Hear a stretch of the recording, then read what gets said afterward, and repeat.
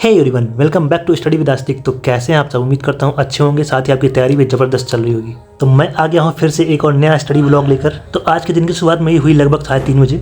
तो जल्दी से फ्रेशन अप होकर मैं स्टार्ट करूँगा आज इंग्लिश वोकैबुलरी से। मॉर्निंग का ये जो एक स्लॉट होगा लगभग 1-1.5 घंटे का होगा ये, और उसके बाद मैं 5:30 या 5:45 बजे के आसपास जाऊँगा पार्क, क्योंकि अब रनिंग मुझे स्टार्ट करनी है।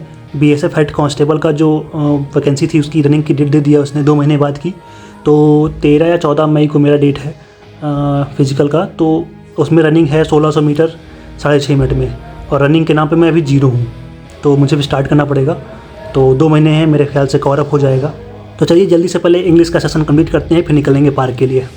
और सच बताऊँ तो इंग्लिश वोकैब मैंने आज कुछ दिनों बाद उठाई है। वो पहले तो रेगुलर चलता था डेली, बट कुछ दिनों इसका ब्रेक आ गया है इंग्लिश वोकैब में। तो आज मैं पहले स्टार्टिंग कुछ टाइम जाएगा मेरा पिछला रिवीजन करने में, उसके बाद कुछ नई वोकैब्स भी पढ़ूंगा, और उसके बाद मैं बताऊंगा कि आप जब वोकैब पढ़ लेते हो, जैसे आधे घंटे 1 घंटे जितना आपको देना होता है, उसके बाद आपको क्या करना चाहिए वोकैब को रिकॉल करने के लिए। तो उसका एक जो मेथड होता है एक्टिव रिकॉल का। अब मान लेते हैं कि आज आपने लगभग 70 या 100 वोकैब्स पढ़ी, तो उसमें से अब क्या करना है कि सेशन ख़त्म होने के बाद अब आप एक रफ नोटबुक उठाओगे और उसके बाद अपनी आँखें बंद करके रिकॉल करने की कोशिश करोगे, और एटलीस्ट उन 100 में से 20-25 वोकैब्स आपको रफ शीट में बिना देखे रैंडमली लिखनी है, कुछ इस प्रकार। और एक नहीं, उसको 3 बार 4 बार लिखनी है। तो ऐसे करके वोकैब याद रह जाती है मुझे। मॉर्निंग का एक स्लॉट खत्म करने के बाद अब समय हो चला था कि निकला जाए पार्क के लिए, क्योंकि थोड़ा सा दूर है वो घर से जहाँ रनिंग करना है। और मॉर्निंग में थोड़ी बहुत अभी ठंड भी है, तो मैंने हुडी डाल ली है, लेकिन अभी थोड़ी बहुत वार्म अप के बाद जो थोड़ी बहुत ठंड भी लग रही है वो दूर हो जाएगी। तो वार्म अप जल्दी से ख़त्म करने के बाद मुझे रनिंग करना होगा, और रनिंग तो मैं रिकॉर्ड कर नहीं पाऊँगा, तो वो दिखा नहीं पाऊँगा। और आज डे 1 है तो ज़्यादा रनिंग हो भी नहीं पाएगी। 500 मीटर के मैंने 2 राउंड किए, कंप्लीट किए पार्क के। लगभग 400 कुछ मीटर का एक राउंड है यहाँ पार्क का, तो लगभग 900-950 मीटर हो गया आज का, और इतने में ही बॉडी की वाट लग चुकी है। पार्क से निकल कर मुझे थोड़ी बहुत भूख लग रही थी, तो मैंने पोहे लिए नाश्ते में। तो लगभग 7 बजे मैं नहाने के बाद वापस बैठ गया पढ़ने के लिए। और आज मेरा जो आज का पूरा दिन होने वाला है, मोस्टली पोर्शन जो जाने वाला है वो जाने वाला है GS की ओर। GS में भी स्पेशली हिस्ट्री की ओर, मॉडर्न हिस्ट्री। और मॉडर्न हिस्ट्री मुझे बहुत जल्दी से जल्दी ख़त्म करनी है। और मॉडर्न हिस्ट्री या फिर अब जो GS का पोर्शन मैं पढ़ रहा हूँ वो थोड़ा डिटेल में पढ़ रहा हूँ, क्योंकि मुझे UP PCS भी देना है। अक्टूबर में डेट है उसकी, तो मैं फॉर्म बस फिल करने ही वाला हूँ 2 दिन में। तो मैं सोच रहा हूँ कि 1 घंटे लगभग मैं रिवीजन कर लेता हूँ जो अब तक मैंने मॉडर्न हिस्ट्री पढ़ रखी है जितनी, और उसके बाद फिर आगे बढ़ेंगे, क्योंकि रिवीजन ही वो एकमात्र हथियार है हमारे पास जिससे हम थोड़ा बेटर परफॉर्म कर सकते हैं GS वाले पोर्शन में। और रिवीजन के लिए मेरे पास जो ऑलरेडी नोट्स हैं उससे रिवाइज़ कर लेता हूँ, उसमें जो एडिशनल होता है मैं लिख लेता हूँ। उसके अलावा मेरे पास PDF भी है, तो PDF से भी मैं पढ़ता रहता हूँ, तो रिवीजन हो जाता है। अब हिस्ट्री में आगे बढ़ने से पहले मैं सोच रहा हूँ कि अब तक मैंने जितना पढ़ लिया, और आज तो थोड़ा बहुत रिवीजन भी कर लिया 1 घंटे, तो अब जो भी पढ़ा है उसके PYQs सॉल्व कर लेता हूँ, SSC के जो आए हुए पिछले 4-5 साल के हैं। तो मॉडर्न हिस्ट्री के देखते हैं, आज क्वेश्चन सॉल्व कर लेते हैं पहले 1 घंटे 1.5 घंटे। और PYQs के लिए जो मैं बुक यूज़ करने जा रहा हूँ वो है किरण पब्लिकेशन की लेटेस्ट एडिशन जनरल अवेयरनेस की, जिसमें लेटेस्ट 5-6 साल के क्वेश्चंस दिए हुए हैं टीचर्स के। और साथ ही इसमें AI फीचर्स आपको काफ़ी सारे मिल जाते हैं। इसमें स्केच कार्ड के साथ आपको AI फीचर्स मिल जाते हैं, और उसके अलावा पॉइंट वाइज सॉल्यूशन मिल जाएगा, चैप्टर वाइज कंटेंट है, और फ्री ऑनलाइन मॉक टेस्ट भी मिल जाता है आपको। तो प्रैक्टिस की भी कोई कमी नहीं है, बुक से करो उसके बाद फिर मॉक टेस्ट से कर लो, तो ठीक ठाक प्रैक्टिस हो जाती है। और AI फीचर का यूज़ करते हुए आप मल्टीपल क्वेश्चंस जो है जनरेट करवा सकते हो AI से।